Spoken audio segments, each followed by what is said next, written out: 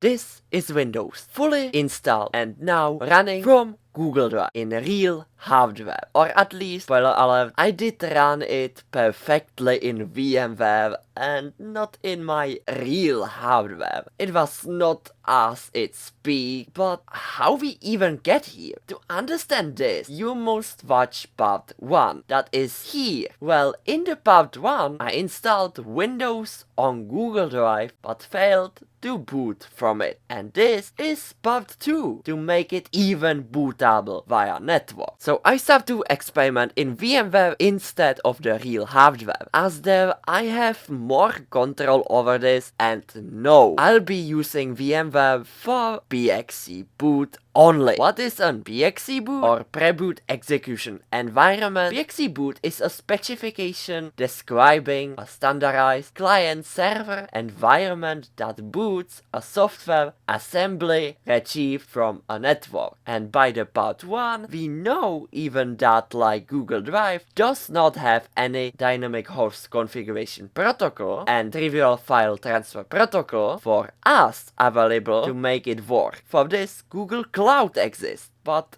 we cannot access them via Google Drive, because as I said earlier, that Google Drive acts like just a normal drive and not just a server. If it physically is a server, but they manage it that it will be not like that, because then when it will be like a server, then you can just do the bunch of stuff instead of just storing some files there. But please go watch the part 1, because there I already say that in the full story. So thank you. When we cannot access them and it acts like a drive is where Google Drive for Windows comes in. It is just a program like OneDrive, but with one main difference. See, when you have OneDrive, you will have only a shared folder in your user profile OneDrive folder. Anything you put there didn't mean it will go away from your PC and it will appear in the OneDrive itself. The files you paste there will be only mirrored, but in Google Drive you can even switch if you want the files being stored just in the Google Drive, and then you will stream it, or if you want mirror them as like OneDrive does. Plus, Google Drive can even create a fake like drive that File Explorer then means it is a real drive connected to your PC, instead of having just a folder that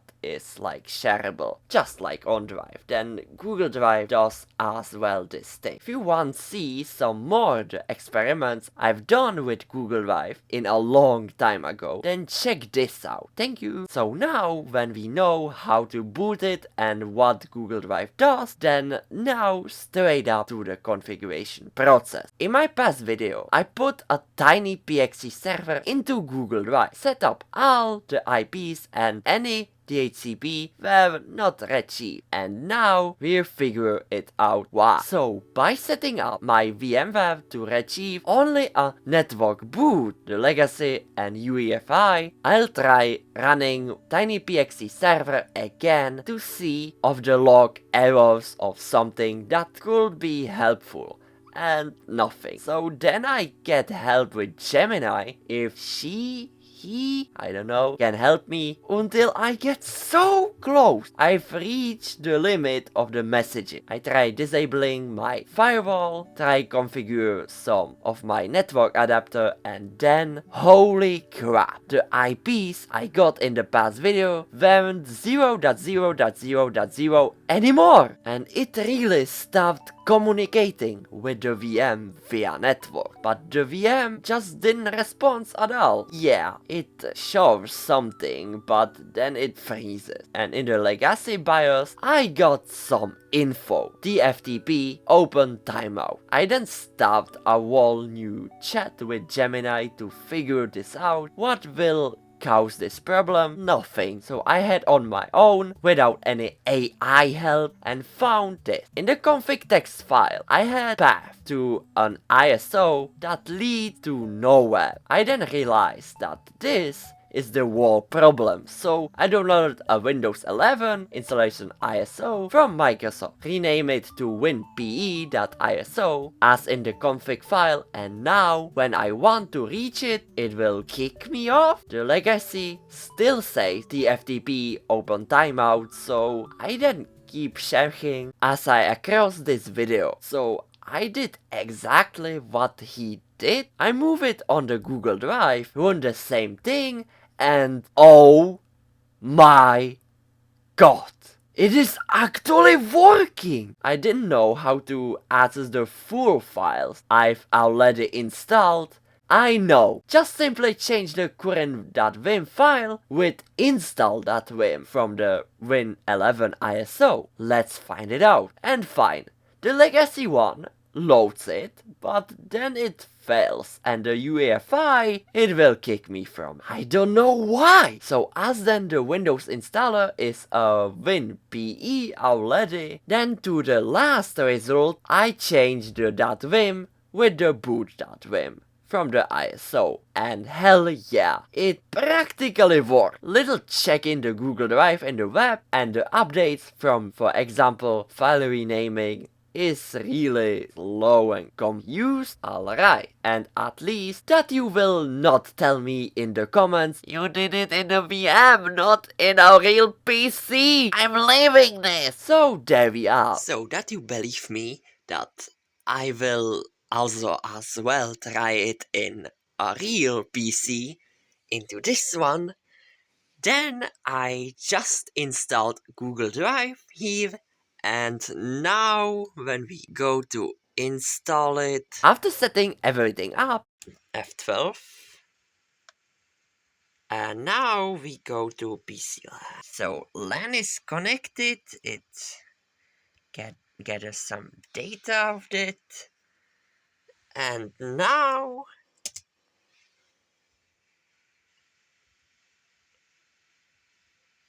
I still didn't got any DHCP connection. I switched some IPs, nothing. I even tried really old notebook with Windows XP to see if the ThinkPad is the problem. Because this notebook is really old. I think it will not help, but yeah, it is connected as you can see here. We can test it out.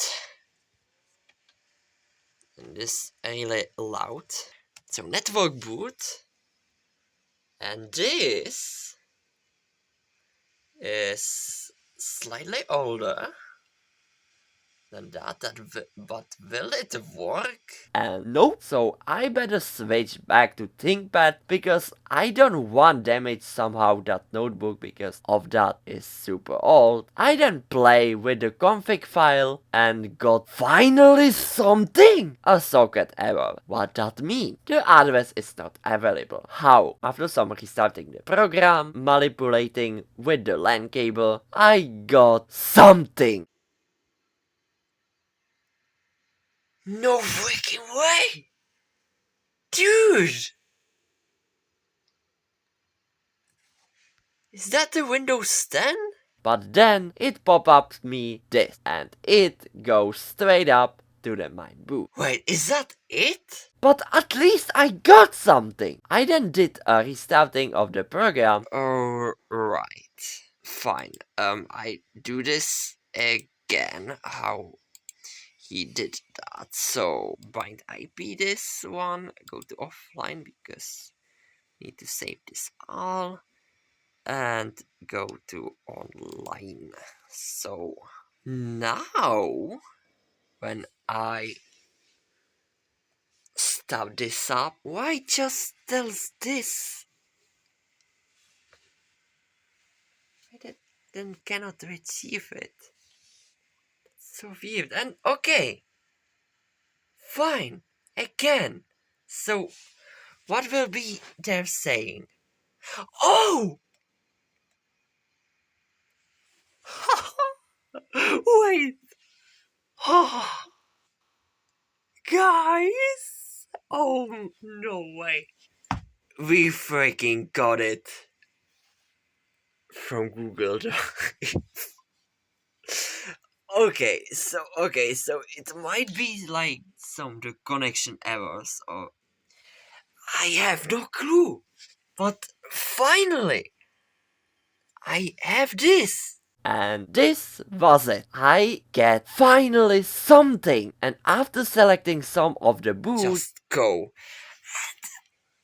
That's freaking awesome. But I still get like those errors. Okay, connection timeout. And it just, oh my god. So it is like bad connection between the LAN cable.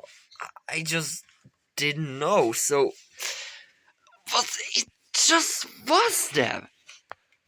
I promise. So I'll go to my bed because maybe there's the error. I simply didn't know then. So I head up to replace it with my final two of them. Welcome to my home? Oh, not my home, I don't know how to say. So I have like this LAN cable right now, so like this. So I can also use them to realize that they didn't work completely. And after I was even changing the LAN cable and after logging back, it stopped working completely. Okay, you know what? When I change the LAN cables, then I figure out that those LAN cables didn't work. So it was been useless, and even more confusing it was that even when I plug this cable back on the line, dude, that's so strange. Okay, go to offline back and online, and we do not have the settings as we have before.